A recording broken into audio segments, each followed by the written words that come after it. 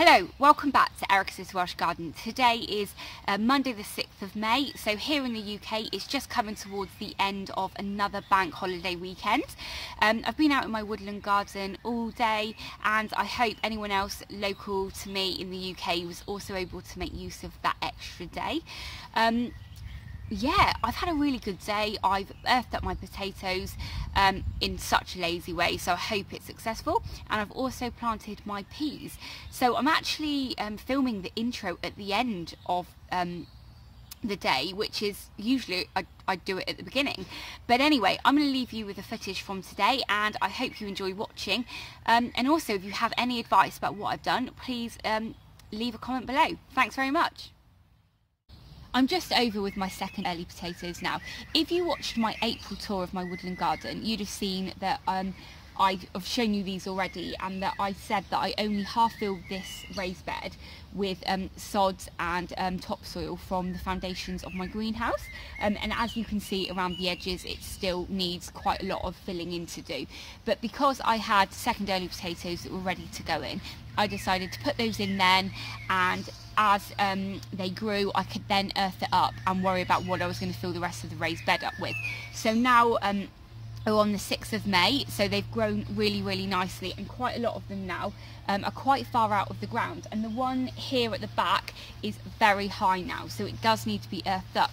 But also we have had a few really cold chilly evenings over the last couple of weeks now, so we need to make sure that, or I need to make sure that I earth them up as quickly as I can so that there's no risk of them getting hit by frost, because I don't want to set them back if I can help it, and you know, I've got the means to get them sorted now.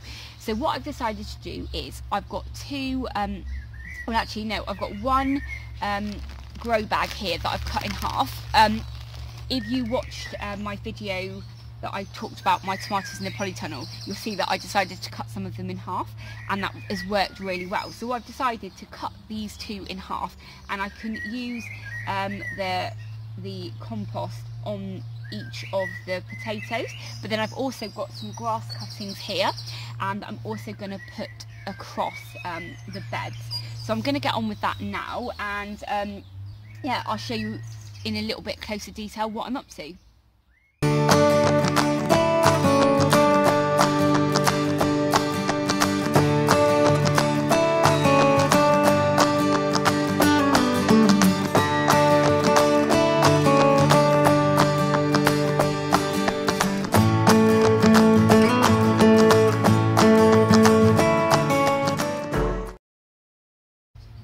So putting the compost around all of the tuber stems was pretty easy, but the compost that I was using, as you can see, was pretty clumpy, so I was careful not to kind of just put it on too fast really, in case it snapped any of the stems. Now I'm just going to put the grass clippings over it. When you come to earthing up your potatoes, you can kind of cover the leaves if you want. I'm not going to on this occasion, but I am now going to put the mulch of the grass cuttings over this, and then if we have any more warnings for frost or anything like that, I can come out on an evening quickly and just put something like an old duvet or something like that over them and take it off in the morning. So obviously this is at home, so it's much easier to do than if you're at your allotment or something like that.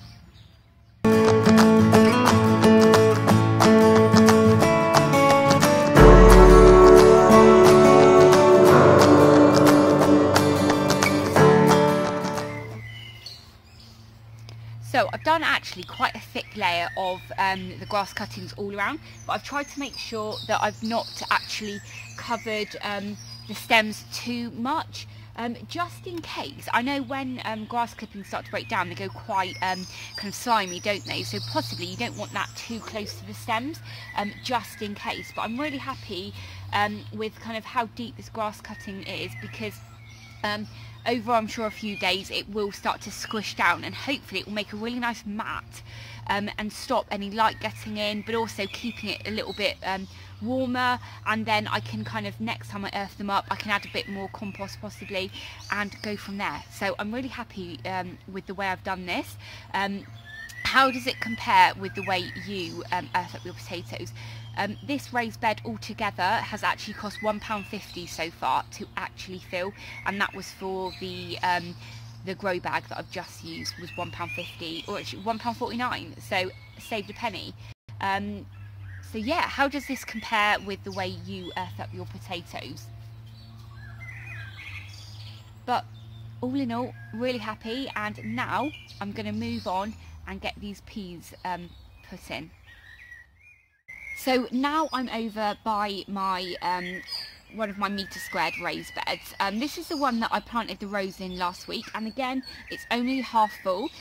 This has cardboard at the bottom, it has some 1-year-old compost from a compost bin at the front, it has some topsoil, and it has grass clippings underneath. What I've done is I've erected a really shabby little pea support, and I've just put a really big layer of grass clippings here as well. I've got my peas. These were the peas from the members experiment for the Heritage Seed Library, and as you can see they are all over the place now and they're desperate to go in. So what I'm going to do is put another layer of compost over the top using one of those grow bags that I've got, and then I'm going to plant straight into them. Obviously it's going to be much higher here where they are, and at the front still needs earthing up with lots of compost and stuff, but for now the peas can go in here. They can start climbing up this support. Hopefully they will not break the support, and then I'll have some peas to harvest in not very long, because these have got tendrils all over the place. So yeah, let's get them in.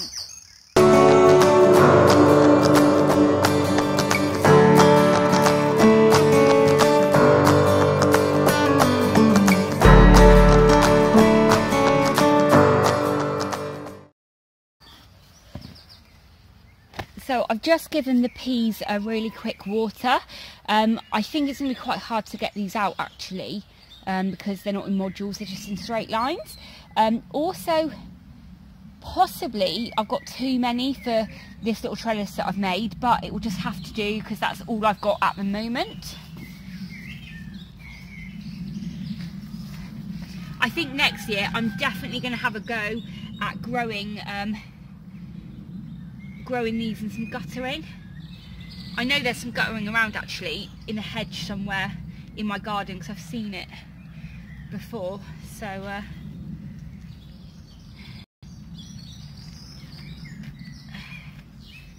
what I might try and do is see if I can actually just get the row out in one go.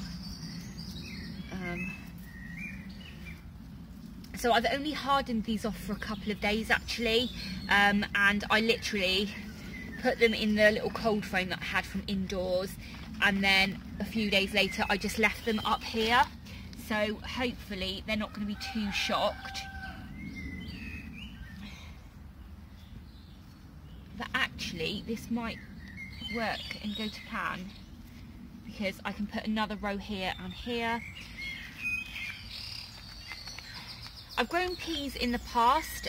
Last year I think was probably the first time, but I grew them in an old recycling bin, and I didn't really water them enough and they got quite upset, dried out, and then nothing really came of them.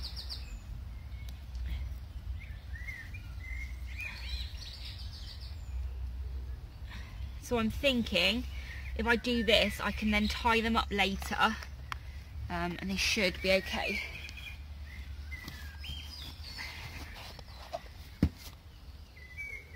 But imagine I had the guttering, I could have just like quickly just put it out.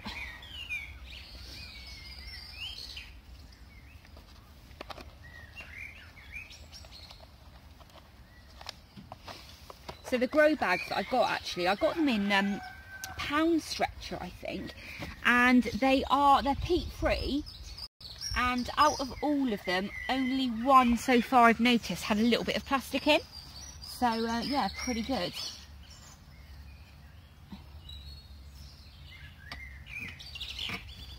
While I'm doing this, can anyone advise me, do I need to pinch these out or anything to help them get better side shoots? Because I don't actually know with peas. Right, give them a quick water.